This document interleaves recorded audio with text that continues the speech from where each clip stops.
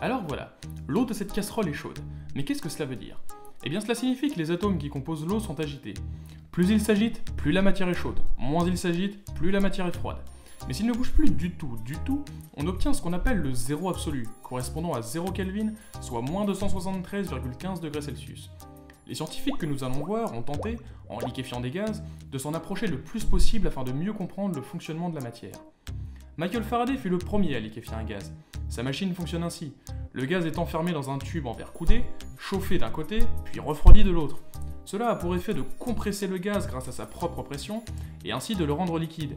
Il a obtenu une température de 163 Kelvin, soit moins 110 degrés Celsius, et liquéfié ainsi la plupart des gaz, mais 6 résisteront à ce mécanisme. Raoul Pictet élabora alors une machine qui a pour principe de faire chuter la température grâce à une succession de réactions chimiques. Elle lui permit de descendre à 90 Kelvin, soit moins 182 degrés Celsius, liquéfiant ainsi l'oxygène. Le Hollandais Kamerlingh Onnes a lui réussi à liquéfier l'hélium en descendant à 1,65 Kelvin, c'est-à-dire moins 271 degrés Celsius. Cela lui a permis de découvrir la supraconductivité.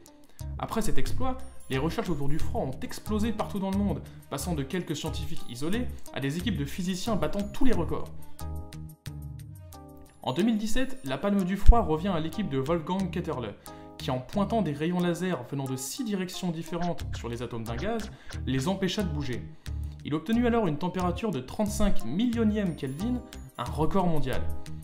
Mais à ces basses températures, il a surtout observé un nouvel état quantique de la matière, le condensat de Bose-Einstein. C'est un des sujets les plus étudiés de la physique du froid actuelle.